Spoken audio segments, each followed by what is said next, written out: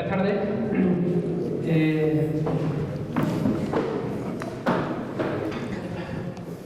Pues comenzamos la primera de las conferencias de Cultura de Otoño.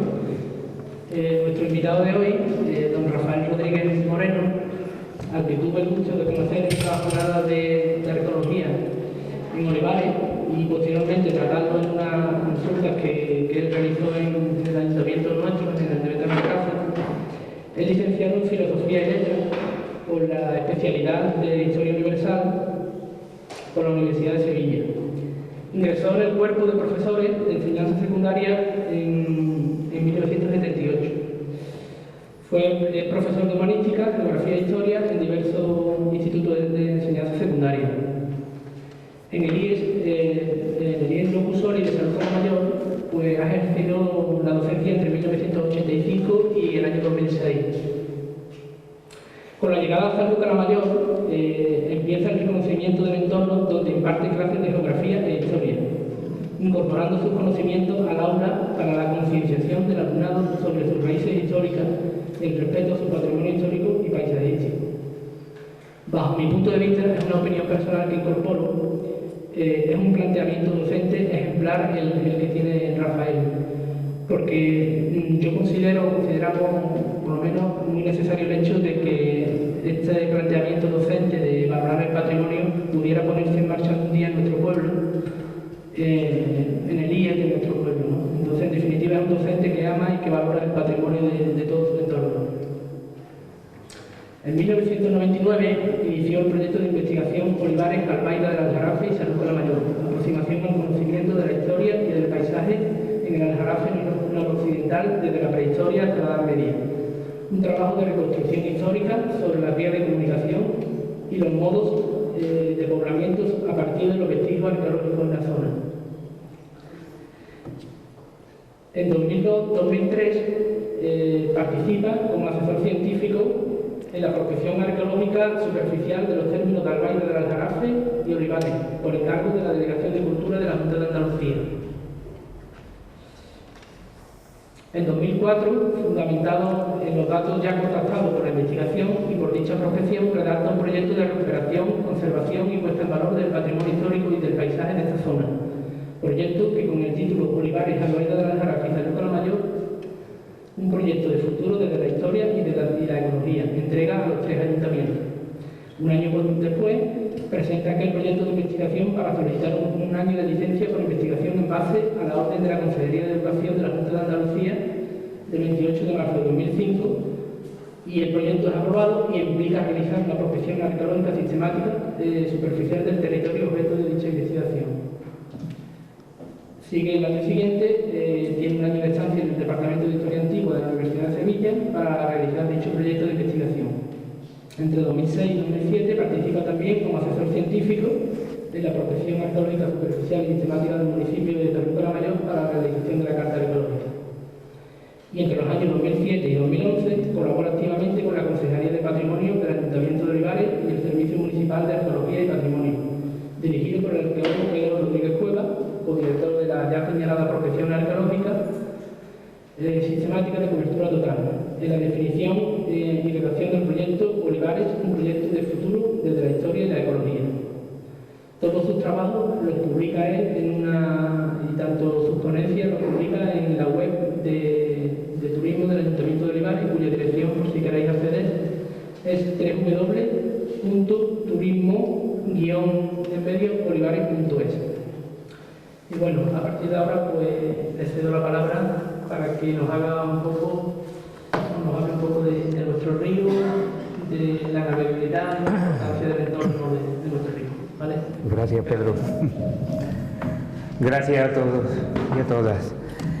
Voy a tratar de sintetizar. ¿Se escucha bien? Sí. Voy a tratar de no alargarme demasiado, por si también quieren ustedes intervenir con preguntas y demás. Miren, ya Pedro ha explicado el proyecto en el que estoy metido desde hace ya bastantes años y bueno, para mí ha sido una satisfacción enorme conocer tantas cosas como hemos conocido estos años y que desgraciadamente siguen desconociéndose para la mayoría de los que aquí vivimos. Digo vivimos porque yo vivo en el término de Sanlúcar, entre Sanlúcar y Olivares.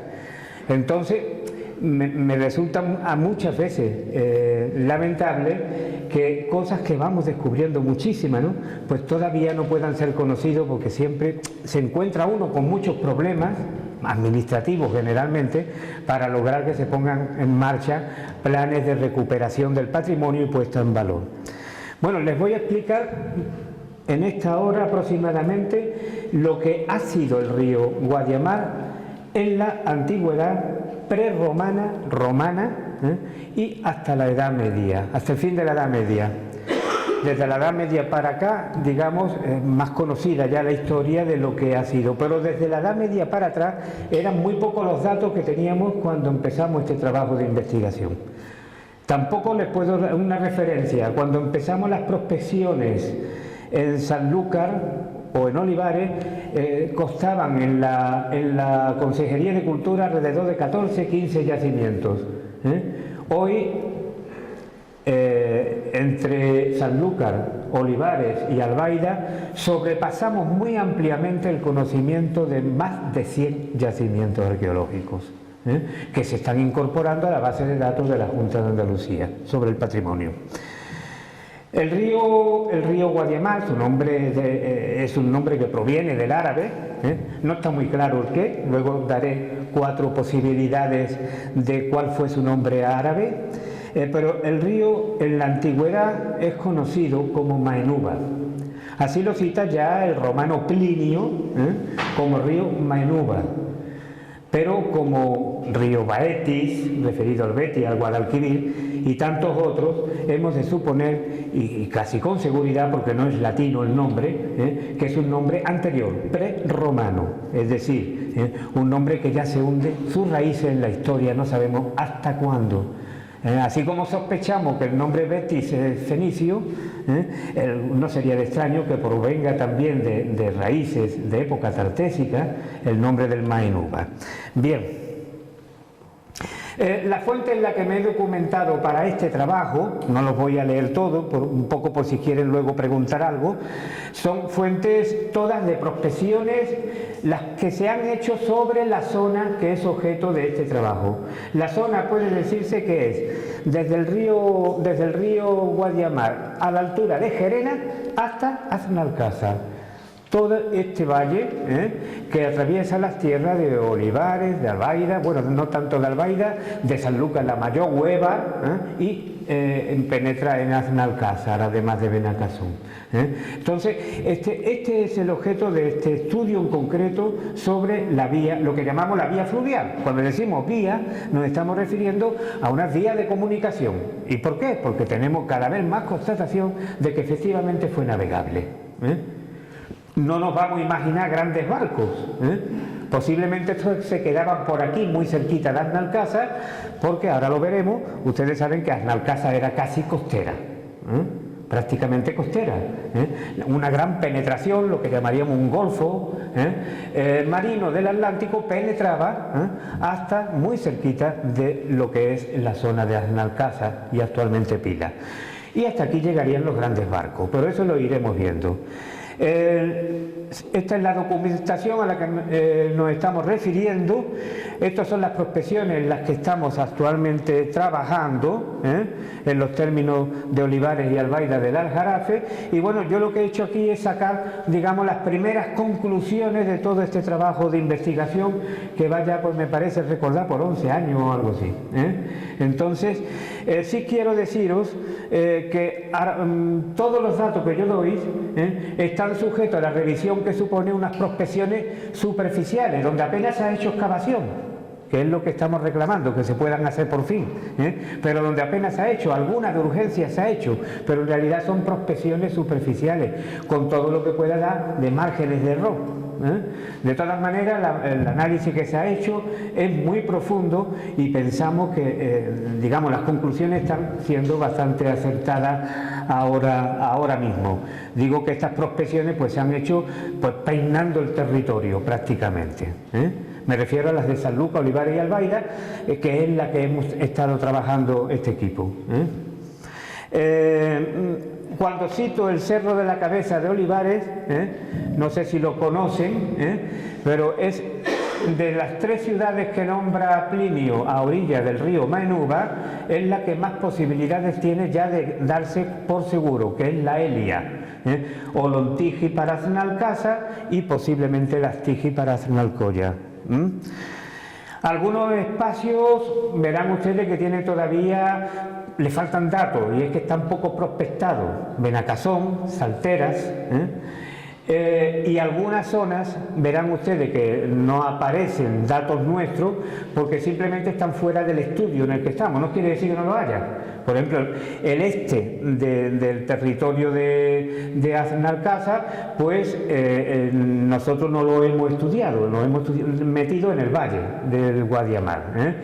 Y hacia el sur, pues como vamos a hablar de la época romana y prerromana, y aquello en esa época era hoy por hoy lo que sabemos, salvo determinados momentos, era ese gran lago, pues indudablemente poco yacimiento aparece ahí, romano, me refiero al prerromano.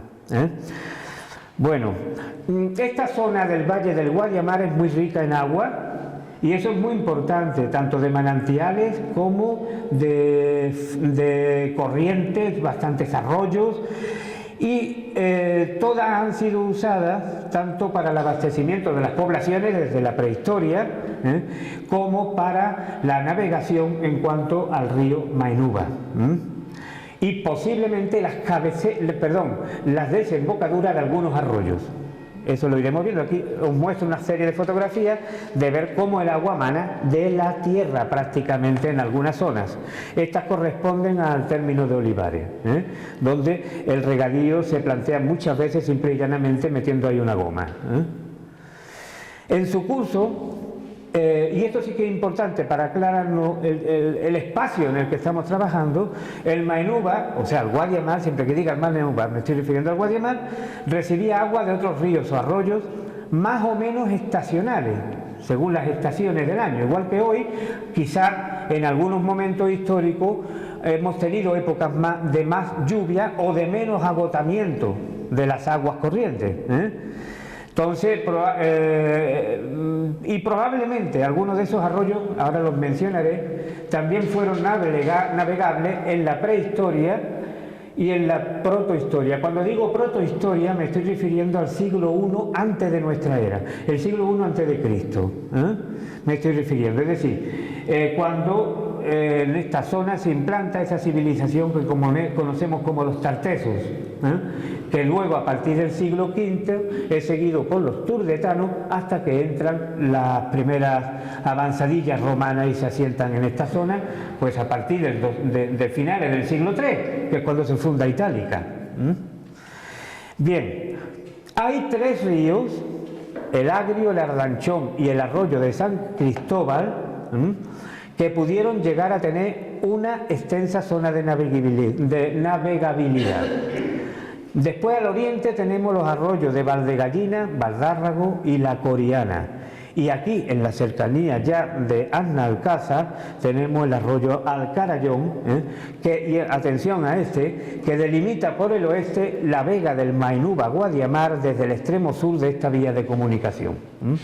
Para estas épocas históricas, su desembocadura desde aproximadamente la altura de la actual Pilas podría configurarse como un estuario que a su vez se unía al amplio estuario del Mainuba, puerta abierta al Golfo o Sinus Tartesius y posteriormente al Ligustinus Lacus, como llamaban a los romanos a todo ese espacio acuático que se abría directamente al Atlántico, permitiendo esa navegabilidad.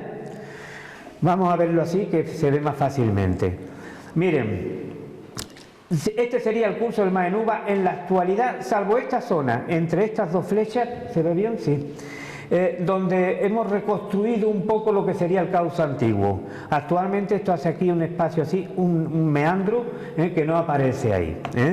Estos son los principales arroyos y ríos que desembocan en este curso del Guadiamar. Este es el Alcarayón, que nos coge a nosotros más cerca de aquí en Aznalcázar y que prácticamente tiene su cabecera en Carrión. Por lo tanto, cerrando por el oeste todo este espacio de tierras muy ricas, de tierras hoy muy ricas, al occidente del río Guadiamar. Esta zona es la que nosotros, verán ustedes que apenas ponemos datos porque no nos hemos metido en ella. Es esta zona que está comprendida entre Gerena, Aznalcóllar, Tejada, el campo de Tejada, el campo de Gerena y todos estos valles del Guadiamar que bajan de las zonas de Olivares, Albaida, Sanlúcar, Benacasón, más el occidente o vega del Guadiamar, el valle. Es el objeto de nuestro trabajo. Llamamos vía fluvial a la ruta navegable, al menos estacionalmente, y en embarcaciones de poco calado, no en embarcaciones, por eso digo, no imaginemos grandes barcos pasando por aquí, imaginemos inclusive que había momentos del año en que no podían, porque no había agua suficiente, a lo mejor no tan crudamente como ahora, pero sí lo suficiente para no permitir la navegabilidad. Más notable estos factores digamos, que ponen necesario que los barcos sean de poco calado, según avanza el tiempo histórico en que el río cada vez se va haciendo menos navegable, que desde el Sinus Tartesicus y luego Ligustinus Lagus, donde desembocaba el Maenuba al oeste de los lugares donde lo hacía el Betis, se extiende bajo la cornisa occidental del Aljarafe. Esa zona es la que llamamos ese curso del río, que viene a resultar el curso bajo y el curso medio. El curso alto ya se incrusta en el terreno en la sierra de Gerena, y ese no era navegable, es el que pudo ser navegable hasta el río Agrio, al menos, hasta la desembocadura del río Agrio, el que viene de la cuenca minera de Aznalcóllar. Porque la gran, digamos, que cuando el río toma esa gran importancia de navegación es precisamente por el mineral de Aznalcóllar. Es cuando va a interesar a las grandes culturas que se estaban produciendo en las orillas orientales del Mediterráneo.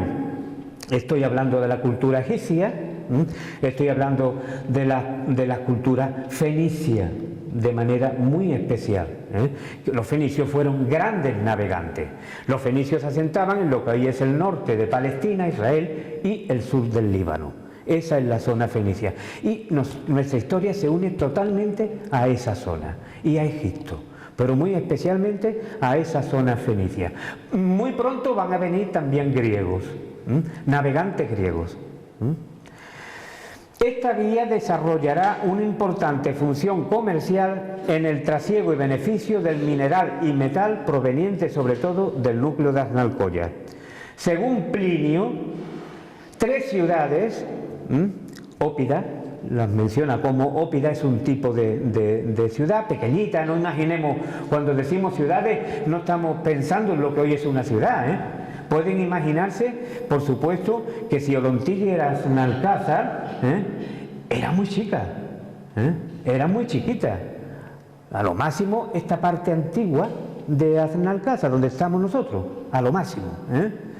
La ciudad de la Elia, la siguiente que ahora veremos, si mal no recuerdo, pues son alrededor de 6 hectáreas, lo que ocuparía como mucho. Es decir, que tampoco es que sean, que estamos hablando de ciudades que podrían ser casi aldeas hoy día, ¿entiendes? Sin embargo eran ciudades. ¿Y por qué eran ciudades? Eran ciudades porque eran eran elementos de población mayores que una villa o un cortijo, diríamos hoy, o mayores que un pobladito, y por supuesto tenía una especialización de trabajo que no era solo el agrícola y el ganadero, Estaba dividido el trabajo en distintas especialidades. Eso fundamentalmente es lo que lo convierte en ciudad. De todas estas, y la Estigia es la siguiente, de estas 3, las que con mayor seguridad podemos ya afincar debajo de Albaida, es la ciudad de la Elia. Miren, estos son los lugares a los que he hecho referencia. Aquí tienen, para que se hagan una idea, Villa Manrique, San Lucas la Mayor, el Guadiamar. Por aquí queda Aznalcázar. Esta es la costa de aquella época. Tengan ustedes en cuenta que esto ya es Coria y Puebla, por el otro lado, para el río Betis. Aquí lo tienen de otra manera. Observen ustedes, realmente, por eso digo, son zonas casi costeras.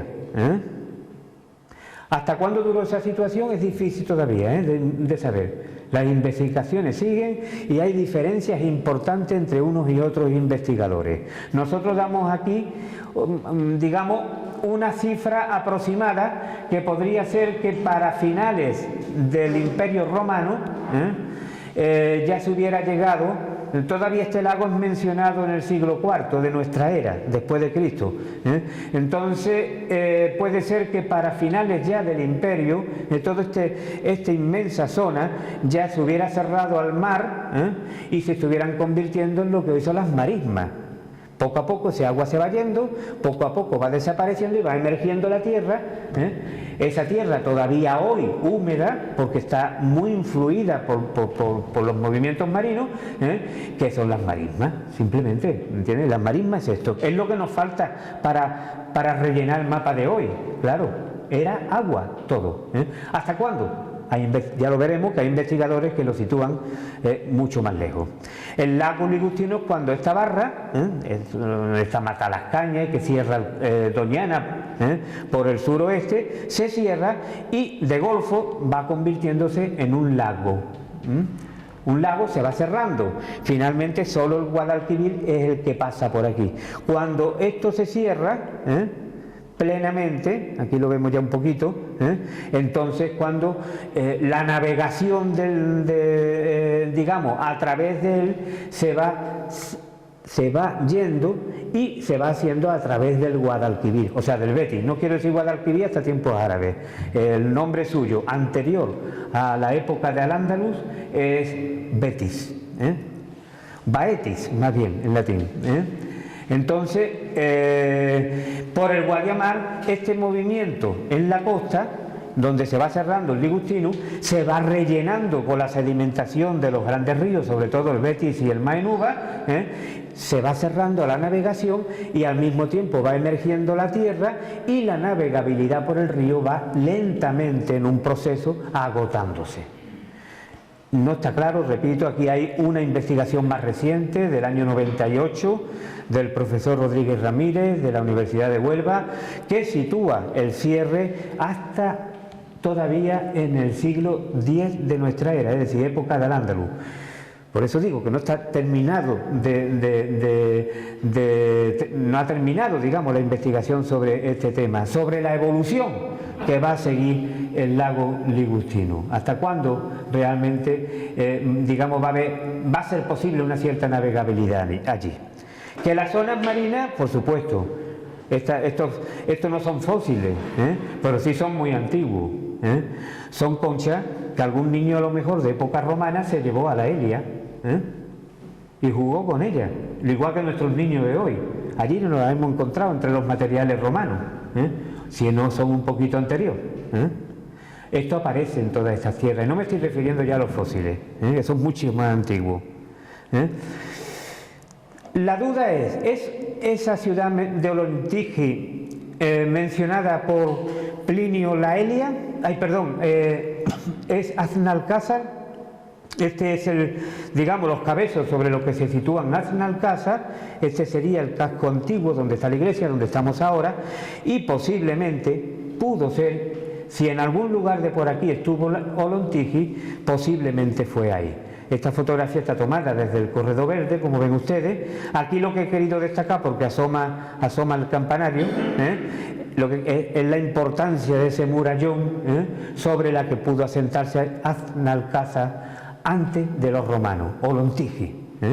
¿Cuándo sería eso? Nos tenemos que situar aproximadamente en época tartésica, alrededor, para, digamos, si aplicáramos las mismas fechas que hemos encontrado en la Elia, 700-800 años antes de Cristo. Esta es la posible la Elia. Se excavó un poquito en el año 79 al 81 por la Universidad de Sevilla, el Departamento de Historia Antigua, el profesor Precedo, y aparecieron calles, restos de vivienda. Esta muralla sí es visible actualmente, no sabemos si fue la base de un templo o digamos restos de un baluarte defensivo. Lo cierto es que de vivir allí la gente tanto tiempo hemos encontrado aquí materiales desde el Paleolítico, o sea que ya son miles de años viviendo la gente en esta zona, y estuvo habitada al menos hasta el siglo XIII, cuando son expulsados los andaluces musulmanes tras la conquista de Al-Ándalus por Castilla. Entonces cuando se deshabita, después ocasionalmente ha servido de refugio y hábitat, ocasionalmente, quizás hasta el siglo XX en algunos momentos, pero todo esto va quedando enterrado con el tiempo. Y hoy la Elia es este monte completamente plano por encima, que es un monte artificial, está formado por distintas culturas viviendo, edificando encima de lo anterior, hasta alcanzar esta altura, que sobre la base del cauce del río pues nos lleva a cerca de 40 metros de acumulación de materiales. O sea que aquí una excavación siempre encuentra algo, porque son materiales. Debajo de este suelo hay otro suelo, debajo otro suelo, debajo otro. Se consiguió llegar hasta la base, y en la base se encontró material tartésico, lo más cercano.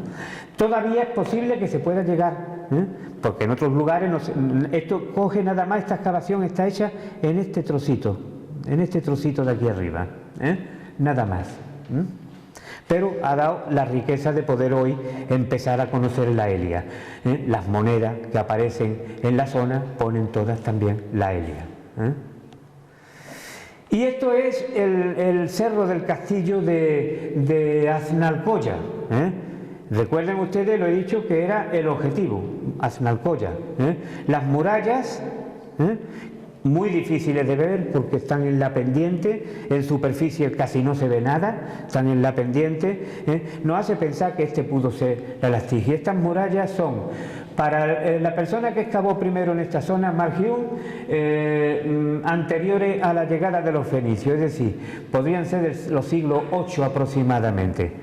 A partir de la llegada de los fenicios, estos navegantes que vienen por el Mediterráneo buscando mineral en Aznalcóllar, plata, sobre todo en aquella época, o cobre, pero sobre todo plata, crean estas murallas para otro investigador como es José Luis Escacena.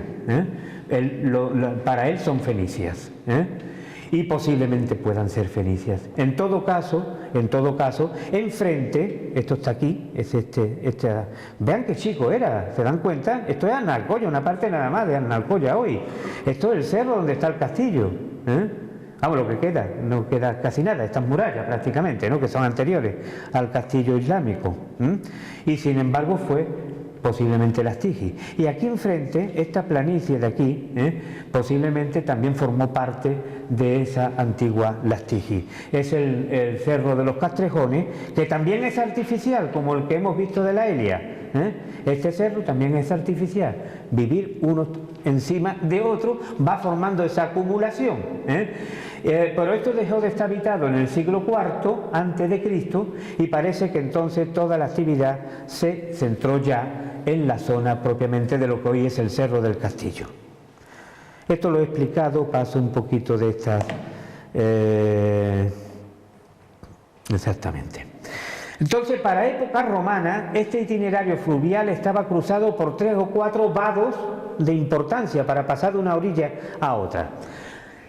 Es posible que para época romana existiera un puente o vado específicamente romano a la altura de Aznalcázar, y que a partir de ahí los grandes barcos que llegaban por ese golfo tartésico ya no pasaran el río, porque el puente impide pasar a grandes barcos, y que ahí existiera un puerto aproximadamente bajo Aznalcázar, a la altura quizá más o menos cercana de lo que fue ese puente o vado, existiera un puerto donde los grandes barcos de cabotaje, los que venían navegando como en aquella época se hacía, sin perder de vista la costa, esos barcos de cabotaje anclaran allí y ahí se producía ese trasiego comercial. Digamos que la navegación por el Mainuva se haría más bien en barcazas, que al otro lado del vado o puente harían su navegación. Esto es importante, no quedarnos en la idea que desde el principio he dicho de que eran grandes navegaciones, grandes barcos, no, son pequeños, ¿no? Ahora, el puente que se dice y se menciona como romano, eso puede dar confusión. Lo que vemos actualmente no es romano, lo que vemos actualmente es el fruto de muchas restauraciones que ha tenido de la Edad Media para acá, y que, bueno, solamente un estudio en profundidad de lo que son los cimientos del puente o vado nos puede decir hasta dónde llega ese puente. Muy posiblemente existió en época de Al-Ándalus. Además, hay que tener en cuenta que era una zona de una vía importante, que algo tendría que haber para cruzar el río, algo tendría que haber. Entonces, es cierto que en épocas anteriores bastaba hacer un puente de barca, un puente de tabla, unos pontones, como se dice también, pero no es suficiente quizás. Y es muy posible que realmente el puente de Aznalcázar, si un día se investiga, llega a descubrirse el material romano. Es posible, pero eso es una hipótesis de trabajo en la que se está. Por eso digo que se hace tan imprescindible pasar ya a las fases siguientes en los estudios históricos y arqueológicos. Las primeras son las prospecciones, pero vamos a pasar ya, porque es que hace falta comprobar que realmente lo que estamos diciendo está ahí. Y para eso solamente se puede hacer con trabajos de catas o por lo menos de prospecciones geológicas también, es decir, de alguna forma que se pueda constatar que lo que se está diciendo por las prospecciones superficiales es real. Esto sería, digamos, la primera parte del río, desde el puente, vamos a decir, romano o vado romano, hasta la altura de la Elia. Aquí yo he reconstruido un poquito lo que podía ser el paisaje del Guadiamar en aquella época, viendo las graveras inundadas hoy en el corredor verde, que nos permite imaginar lo que era el río de esas épocas, seguramente que bordeado completamente por marismas y humedales, con canales por donde podían penetrar y venir las barcazas. A la altura de la Elia el río sería aproximadamente así, tal como lo vemos hoy en esas graveras. Según algunos investigadores como Corso, en Gibraleón, esto es un vado que hay en Gibraleón, y así podía ser más o menos el vado que estamos buscando nosotros precisamente a partir de estas prospecciones frente a la Elia. Entonces, que habría un primer tramo entre el puente y la Elia. Aquí otra vez se para la navegación, porque si se encuentran los barcos estos medios, de ahí no se puede pasar. Por lo tanto, pensamos que también a la altura de la Elia había un puerto, y que ahí se producía el trasiego comercial con Aznalcóllar. La Elia es esto que ven ustedes aquí, sale en fotografía aérea perfectamente el monte, y enfrente tenemos, esta zona es conocida, se llama los Ranchos del Guadiamar, seguramente la conocen, está ya en el camino de Aznalcóllar, que es esta carretera, estamos ya en la zona media del río, ¿no? Y nosotros pensamos que es aquí, en esta zona, frente a la Elia, donde existió el paso del río Guadiamar. Y aquí quedarían las barcazas paradas y existiría un puerto, el puerto de la Elia, donde se embarcaría el metal que por las aguas arriba sí que nos venía directamente desde Aznalcóllar a través del río. Van situándose. A veces estos territorios, los que los hemos pateado mucho, nos creemos que todo el mundo lo ve igual, pero yo comprendo que se pierde uno un poquito. Por eso voy a abundar en las fotografías y en los mapas que puedan verlo mejor, ¿no? Aquí lo tienen ustedes, si se fijan, esto son fotografías aéreas, Estos movimientos son los movimientos del río haciendo el meandro que hoy existe. En la antigüedad no existía, el río iba por aquí. Todavía hasta los años 70 aproximadamente existía aquí un brazo del río. Hoy el río va por aquí. Los ríos están vivos, se mueven. Entonces existía un brazo que lo hemos detectado en fotografías del vuelo americano de 1956-57, que son estas manchas más oscuras.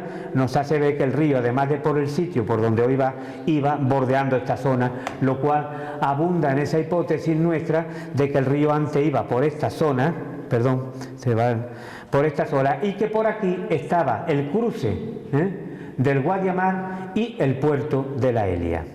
Aquí lo tienen más cerca. Pues bien, había un segundo tramo entre la Elia y el río Agrio. La desembocadura, cuando se produjo el accidente de las minas, fue por ahí por donde llegó toda la suciedad de las minas al río Guadiamar, por el río Agrio. Entonces, todo esto comprendería el curso medio de entonces. Más o menos es lo que hoy vemos con estas perspectivas, ¿no? Al fondo se ve la ciudad de la Elia. Y es posible que a la altura de casi de Gerena, allí está el cortijo de la Pisana, y allí hay una serie de estructuras también como de otros vados u otras calzadas romanas. Eran cruces del río. Naturalmente esos cruces establecen, digamos, tramos de navegabilidad. Es decir, que tú no entrabas en Aznalcázar, en el río con la barca, y llegabas hasta Aznalcóllar. No, tenía que pararte en una serie de sitios. Descargaba en la Elia y seguía luego, y mejor dicho, de Aznalcóllar por el río Agrio bajaban las barcazas hasta la Elia, donde se embarcaban.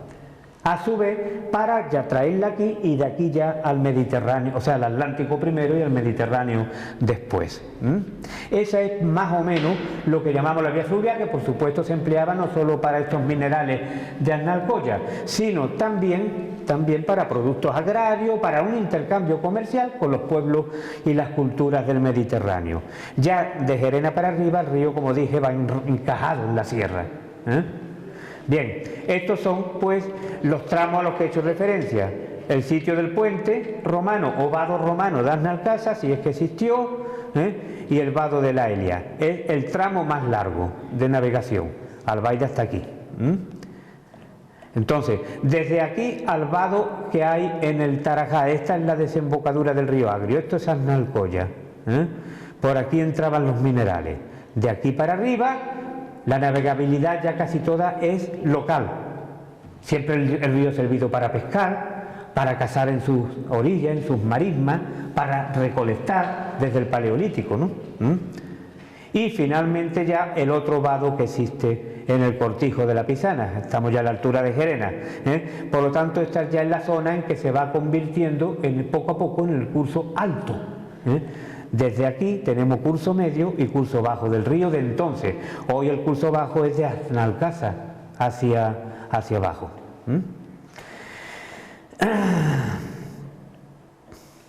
Estos vados, y esto lo explico, como la irregularidad de las aguas en nuestro clima hace que estos vados posiblemente fueran usados también como diques o presas para controlar la navegabilidad, impulsándola con, digamos, almacenaje de agua para ayudar en un momento determinado a que barcazas bajaran el río, no que subieran, sino que bajaran hacia el puerto que suponemos existió en esta zona de Aznalcázar.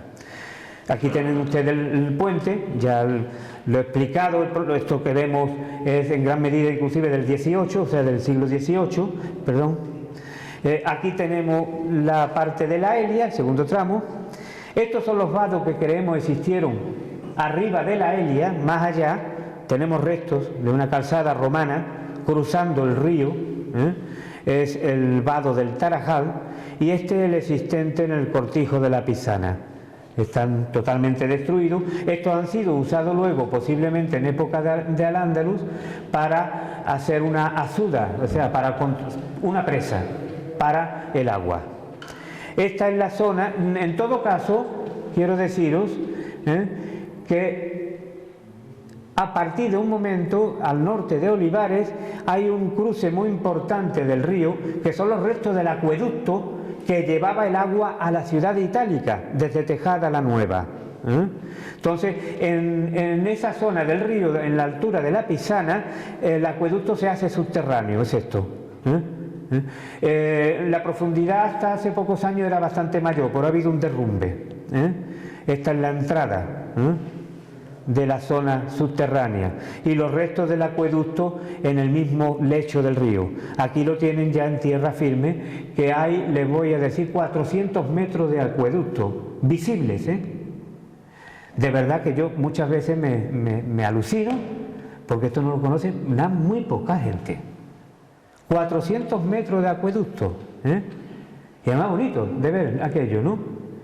Y que no se conocen, están ahí perdidos en medio de los olivares, casi en el límite entre Olivares y Gerena. Estamos intentando de que todo eso se ponga en valor, que se pueda visitar, que es lo lógico, que los habitantes de este valle conozcamos la historia de este valle. Unas están aquí, otras están en Gerena, otras están en Olivares, pero todas es la misma historia. Tengan ustedes en cuenta que para aquellos navegantes, cuando llegaban a Olontiji empezaba. Después había que bajar, y era siempre ese trayecto, ¿no?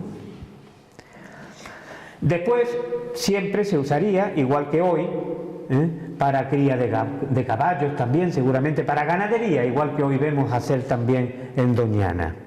Estas imágenes que parecen Doñana no son Doñana, En tiempos de lluvia aquello se inunda, y nos recuerda a aquel viejo Maenúba. El Guadiamar de hoy nos recuerda al Maenúba. Esto es el corredor verde a la altura de un poco más arriba de la Cuesta de las Doblas.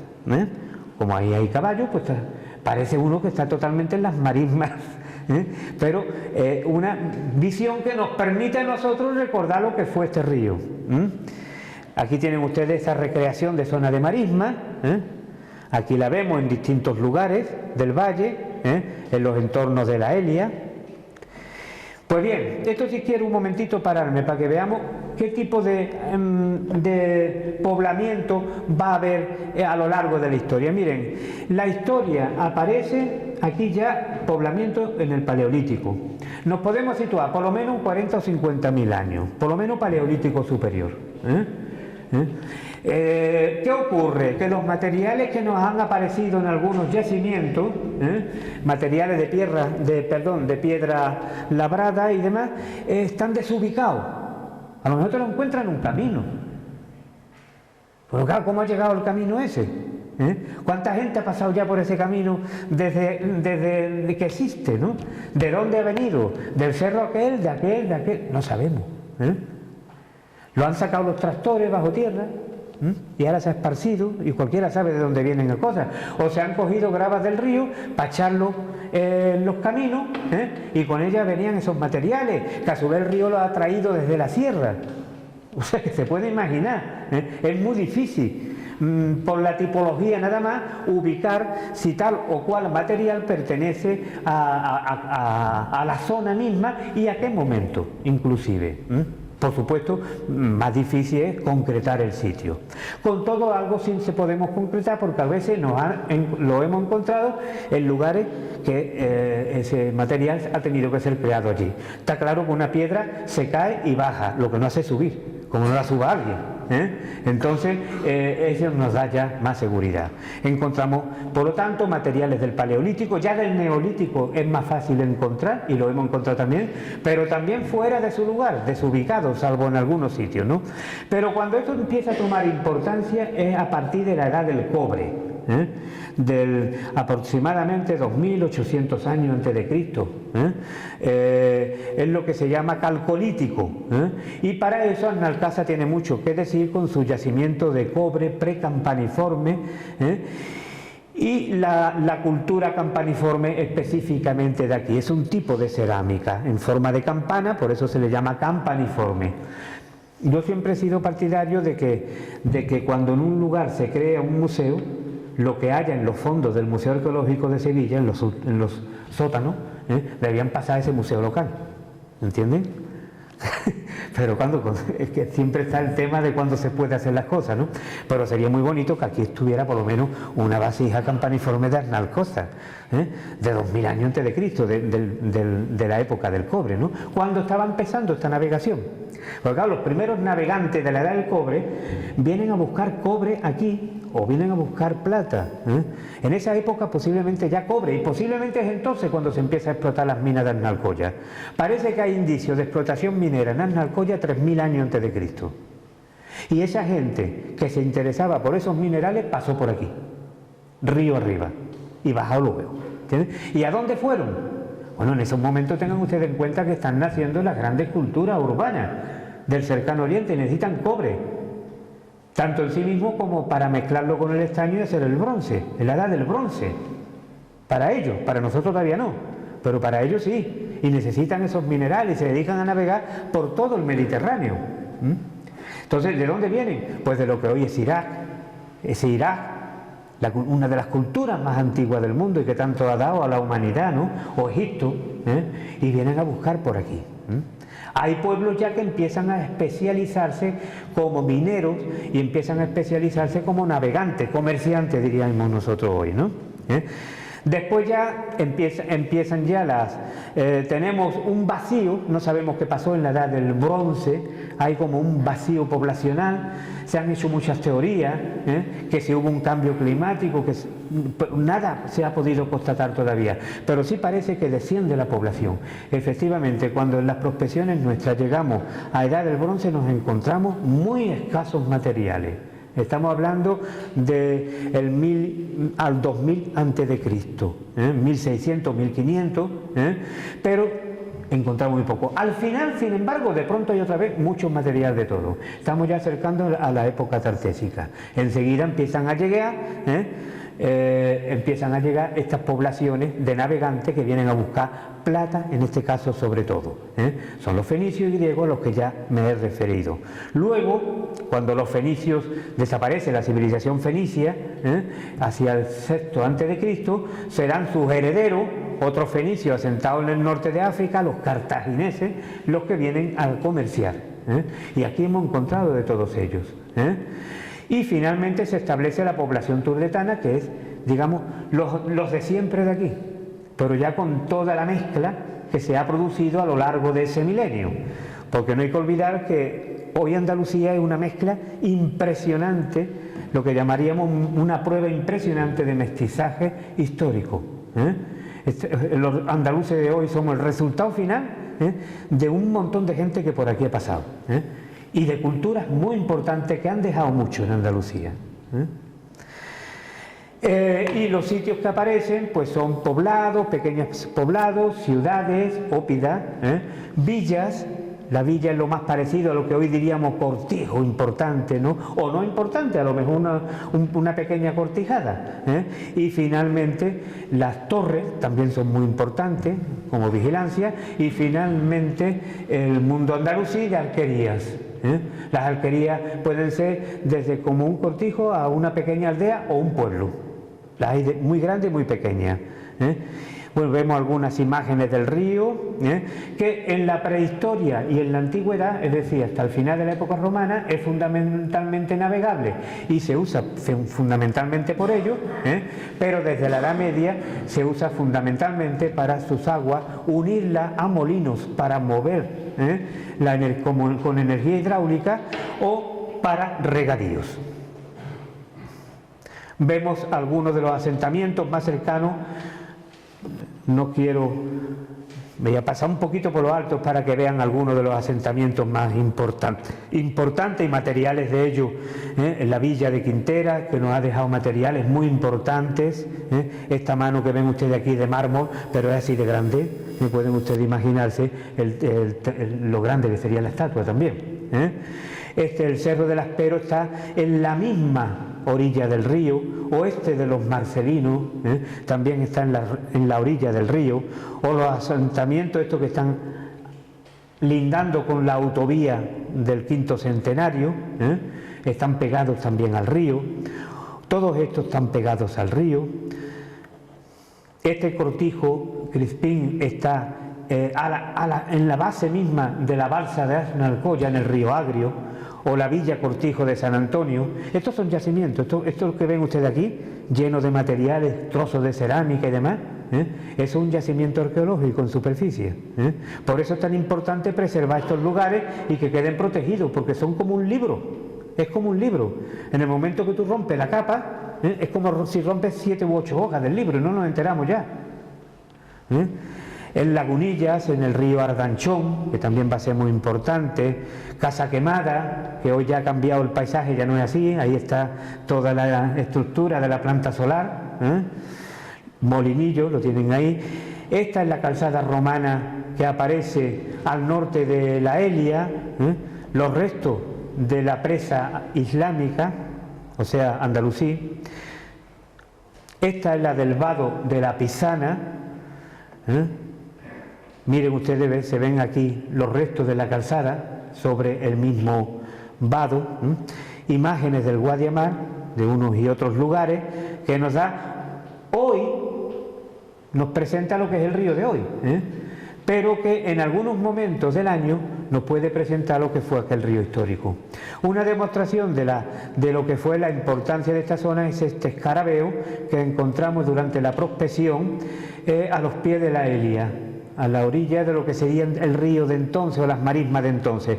Esto es de origen egipcio, se llaman escarabeo y por detrás es un sello, cuando se aplicaba para sellar algo, se ponían como anillo o como un colgante, y el propietario sellaba con, se ve bien, ¿no? Sí, con el anillo. Tiene forma de escarabajo porque en Egipto el dios escarabajo, vamos a decir, tiene cabeza de escarabajo y representa la eternidad.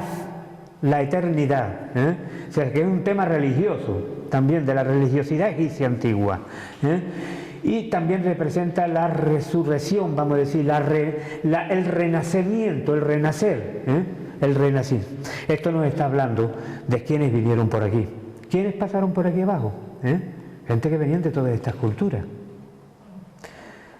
Ya a partir, voy a simplificar un poquito, a partir de finales del Imperio Romano, pero sobre todo quizá a partir del siglo II, ya en la época de Adriano, es posible que ya hubiera empezado a ser cada vez menos navegable, o que cada vez fuera más estacional, más por estaciones, que se fuera pareciendo más a lo que es hoy, vamos, resumiendo, ¿no?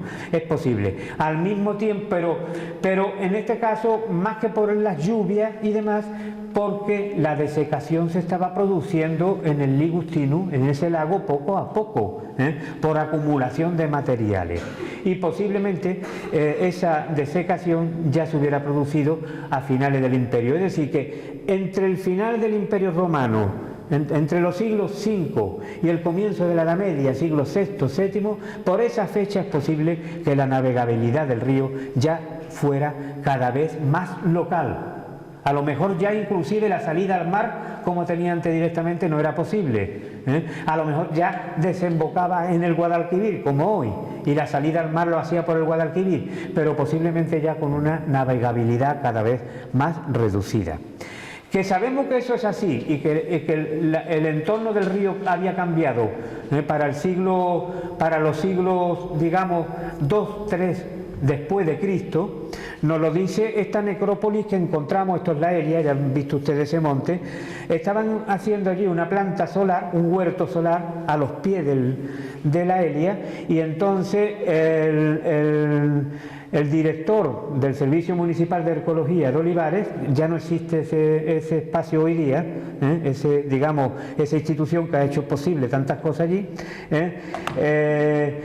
vigilando las obras que se estaban haciendo para instalar las placas solares, se descubrió a 2 metros de profundidad una necrópolis, un cementerio romano, y esto está aquí, el río está aquí, miren ustedes dónde están los eucaliptos, es espacio inundable, tiene 2 metros encima de las tumbas de sedimentos del río, o sea que el espacio durante mucho tiempo ha sido inundable, pero ya no era el espacio navegable de antes.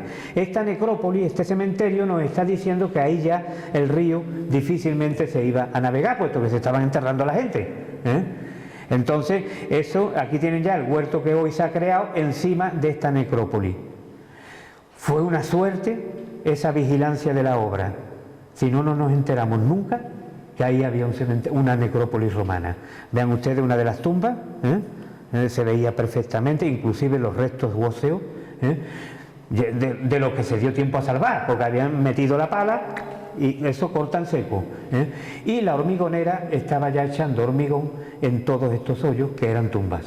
O sea, se llegó justo para que se parase la obra durante el tiempo necesario para que se pudiera estudiar esto y por lo menos se pudiera documentar. Ya luego se siguieron trabajando y se instaló la planta solar.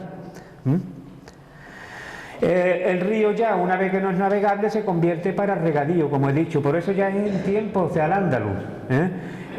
Ustedes saben que los andalusíes hicieron la gran revolución agrícola que supone la instalación del regadío. Quedan restos de estos regadíos en la zona de olivares. Aquí ven un canal de riego de época andalusí. Es por ello, por tanto, en esa vía también incluimos, porque tenía conexión con el Mainuba, Tejada la Vieja y Tejada la Nueva.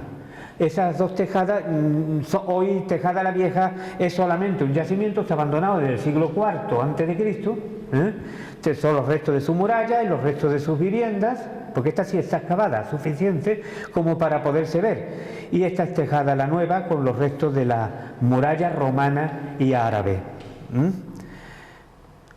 Bien, ¿qué es esto? Este es el final de la conferencia, nos detenemos un poquito. Miren ustedes, estos son asentamientos, quiere decir yacimientos, sitios donde vivió la gente. Este es el río. ¿Quiere decir esto que vivieron todos al mismo tiempo? No. A lo largo del tiempo que hubo esta población, en unos momentos vivieron uno, en otros momentos otro. Inclusive dentro de la misma época, pues los romanos tuvieron aquí muchos siglos. No todas las viviendas eran de la misma época. Un yacimiento romano pudo ser ocupado en el siglo I, abandonado en el segundo y vuelto a ocupar otra vez en el siglo III. Igual que hacemos hoy con los lugares, ¿no? Entonces, esa precisión ya solamente la puede dar la excavación. Lo más que puede dar la prospección superficial es esto.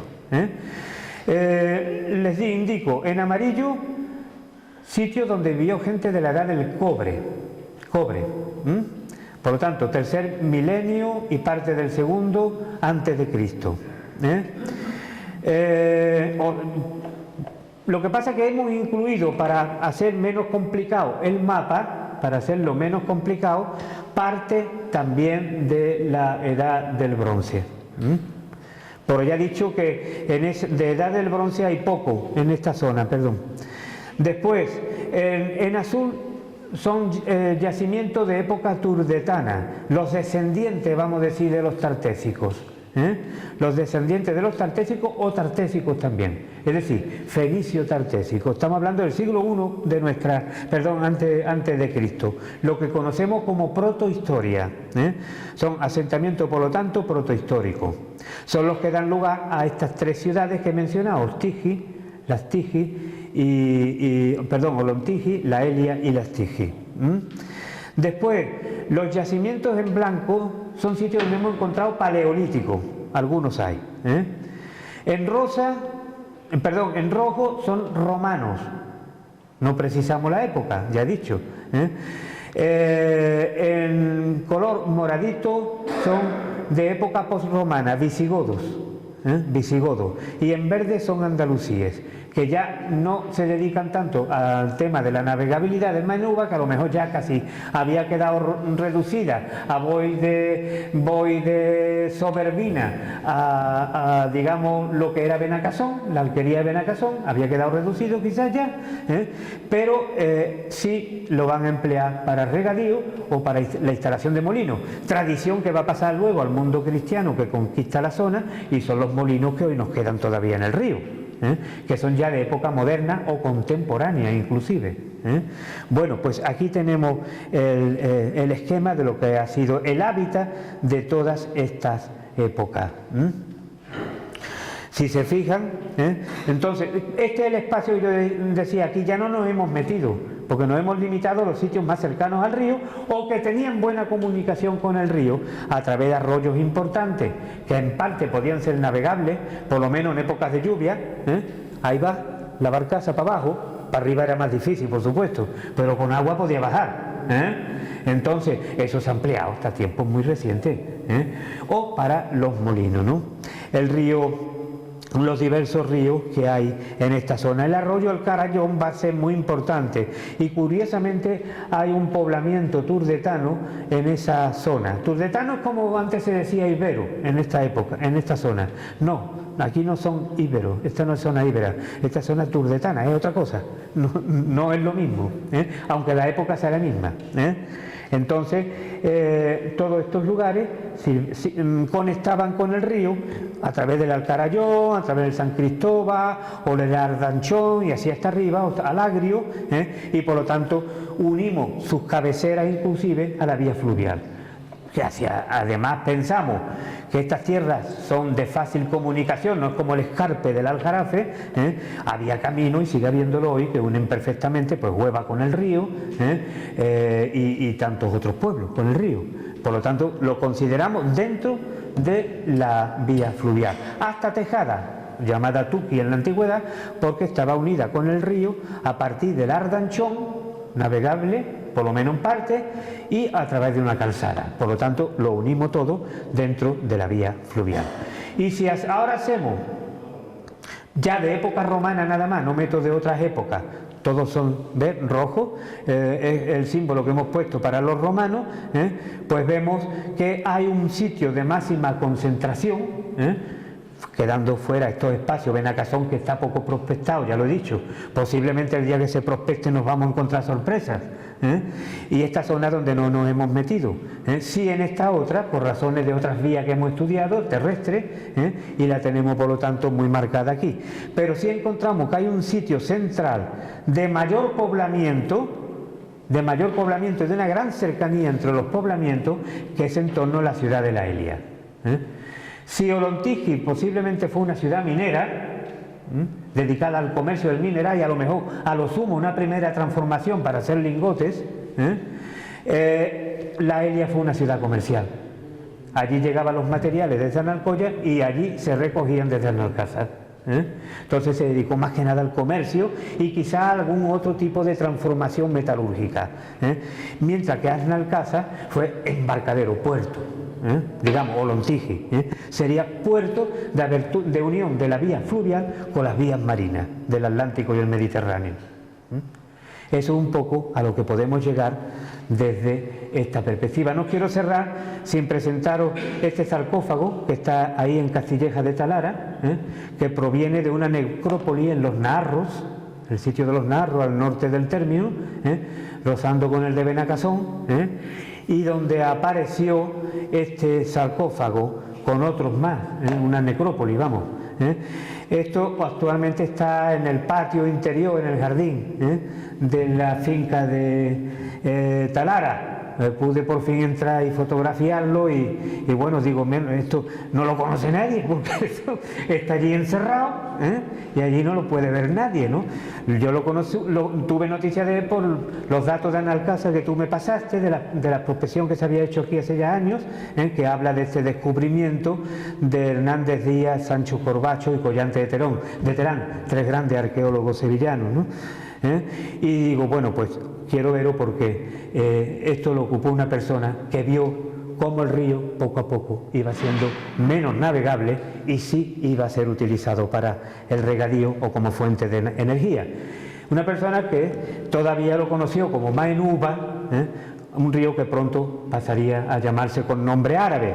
No sabemos si Guadillán, Guadimbar, Guadinabra o Guaditalá, el río de las acacias. En todo caso, de uno de esos cuatro nombres parece que evolucionó el nombre castellano Guadiamar. ¿Entendido? Y ya está. Lo dejamos aquí. Ha sido una hora justa, me parece. Lo dejamos aquí y es lo que hoy podemos nosotros ofrecer sobre este río. Un trabajo que lleva, ya les digo, 11 o 12 años, no me acuerdo exactamente, ¿no? Que no está acabado, que seguimos elaborando materiales, que de pronto todavía estas tierras nos dan la sorpresa de un nuevo yacimiento, parece que nunca se acaba de introducir algún dato nuevo, Y bueno, lo que sí queremos es que, ya que no se puede poner en valor todos esos sitios que hemos ido viendo y demás, hoy por hoy, ahora con las crisis estas que se han metido por medio, como tantas cosas, la arqueología también la paga, pues entonces está casi todo parado. Entonces nosotros seguimos con nuestro trabajo de investigación, intentando mantener encendida esa llamita para que nadie se olvide que está ahí el río y que hay que seguir y acabar este trabajo, vamos.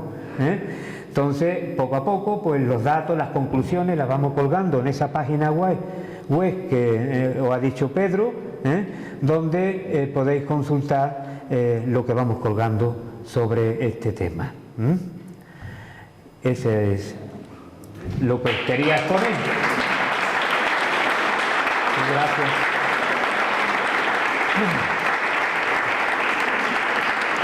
Y ahora pues, ¿alguna pregunta que quieran ustedes realizar? ¿Algún comentario? ¿Sí? ¿Cómo? Tengo una pregunta. Con la labor de limpieza del río por el accidente minero, ¿se han podido perder yacimientos? Se han podido perder. Lo que pasa es que si no estaban catalogados no nos hemos enterado nunca que se hicieron. Pasa como con el Amazonas. Si siguen cortando no nos vamos a enterar ni de las plantas que allí vivían. ¿Entiendes? Pues esto es algo parecido, ha podido pasar. Yo he escuchado decir eso, pero no tenemos, yo no tengo datos de yacimientos que fueran, digamos, arrasados por la limpieza en las zonas más cercanas al río, porque todo lo que nosotros hemos observado más cercano al río, teniendo en cuenta los movimientos históricos del río, es difícil también ver en qué momento iba por aquí o iba por allí. En todo caso, el yacimiento más cercano al río, en superficie, a su altura, no digo al Nalcázar que está por encima del río, ¿no?, sino a la altura del río, ese yacimiento que he sacado ahí una foto, el Aspero de Sanlúcar la Mayor, que está como a, ¿cuánto?, unos 300 metros, o el yacimiento Los Marcelinos, que yo supongo que fue un puerto también intermedio, porque está directamente sobre el río, directamente sobre el río, una pequeña altura como estos arcos, y ya está, ¿no? Pero en sitios más cercanos a la orilla pues desconozco. Indudablemente si los había, las máquinas se lo han llevado por delante, eso está claro, está claro. ¿Debajo de qué máquina alguna información? Para este trabajo nosotros no lo hemos estudiado, ¿no? No, porque... No, claro. Bueno, referencias existen, pero vamos, que no lo hemos estudiado ni lo hemos incluido. ¿Tiene el nombre de vado? Sí. No, es un vado. Sí, exactamente. Lo que pasa es que nos estamos refiriendo aquí a vados con estructuras arquitectónicas. ¿Entiendes? Como ese que he enseñado de Gibraleón. Es decir, a vados tiene el río. Yo he pasado el río Guadiamar de un sitio a otro en coche por un vado de arena, por el norte de Olivares, que ya no existe tampoco. Ese sí se lo llevó el vado que había a la altura de Olivares y a la altura de San Lucas, se lo llevaron las máquinas. Eso ya no existen, eso sí que han desaparecido. Hoy no se puede cruzar ya el río por ahí. Entonces, pero yo me estoy refiriendo a vados que pudieran significar estructuras arquitectónicas, que pudieran ser unos ojos para que pase la corriente, y digamos hormigón, opus cementicio, tablas, lo que fuera, ¿no?, por lo alto. Eso como mínimo, si no puente. Que lo de aquí, pues no sabemos si fue un puente o fue un vado. Primero habría que llegar al fondo romano para ver si, digamos, a suelo romano, para ver si había algo. O eran estructuras de madera que se ponían ocasionalmente, que eso sí han llegado casi hasta nuestros días, algunas. ¿Es posible? ¿Tiene alguna referencia? Sí, dígame. ¿De la cueva de Santucho? ¿De dónde? ¿De la cueva de Santucho? No, pregunta sobre un yacimiento. Un yacimiento del casco histórico, pedazo del casco histórico de Espartaco. No lo conozco. No lo conozco, no. No tiene nada que ver con el río, es un yacimiento de interior. Del interior de... Interior, ¿Pero en el casco o en el término? Y el tema los finales, ya no. Ah, fuera de la zona del río. Es que no nos hemos metido, son las zonas que ya no nos hemos metido, ¿no?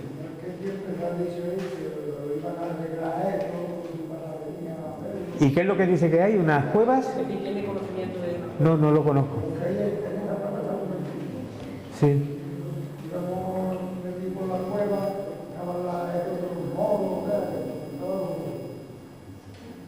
Pueden ser túneles de algún tipo, no sé, no lo desconozco, sí, no lo sé.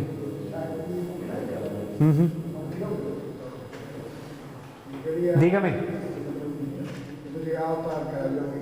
¿Es posible que por lo final de la mercanza fuera aquello por una parte marítima? Bueno, sí, claro. Allí había un yacimiento romano, Sí. de conchas, de cosas, castillos finales. De los primeros sitios que quedaran fuera de agua, de ese Golfo Atlántico o lago Ligustino posterior, de los primeros sitios que quedaran fuera, serían precisamente las zonas estas más cercanas a Narcasa, que pronto empezaron a ser marismas y habitables, por supuesto. Ya ahí sí se han ido encontrando yacimientos que podrían corresponder a tiempos finales de Roma y sobre todo ya a épocas medievales, sobre todo a épocas medievales.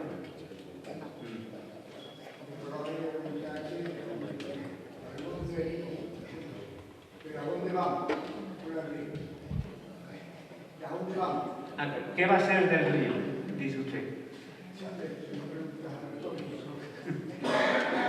También que se estudiara el plazo, también a ver qué podemos hacer, porque viendo la evolución nos queda poco tiempo de aquí.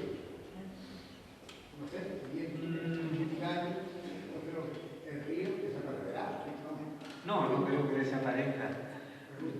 No, más bien pienso que ahora mismo el tema del corredor verde ha venido el río quizá hubiera, no digo desaparecido, pero sí, se hubiera vuelto cada vez menos respirable si se seguían enviando residuos de todo tipo, no solamente los mineros, porque yo me acuerdo del estercolero que había a la altura de lo que hoy es la Cuesta de las Doblas.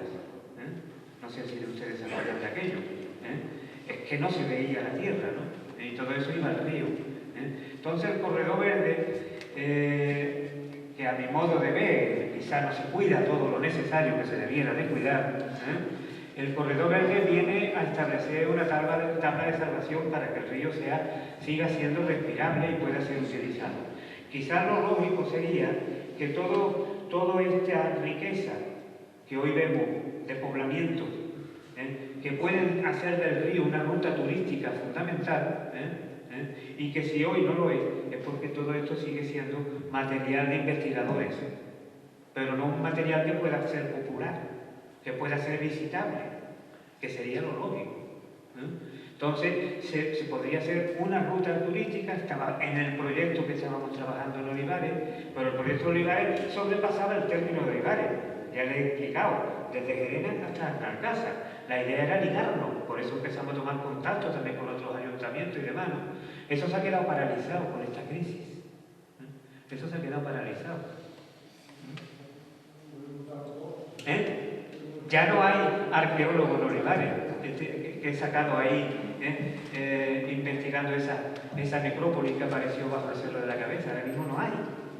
Entonces, es nuestro trabajo particular. Ahora mismo prácticamente nuestro trabajo particular es decir, pues no nos da la gana de dejar de trabajar. Aunque sea por nuestros medios, seguimos. De todas formas, la presa ha estado también bastante. ¿El qué? La presa ya ha bastante agua. Bueno, sí, porque se controla, pero vamos, de todas maneras, yo creo que el río hubiera...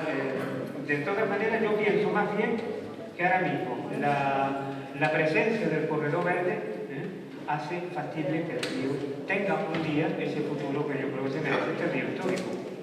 No se va a perder el río. Bueno, pues nada. Gracias a ustedes.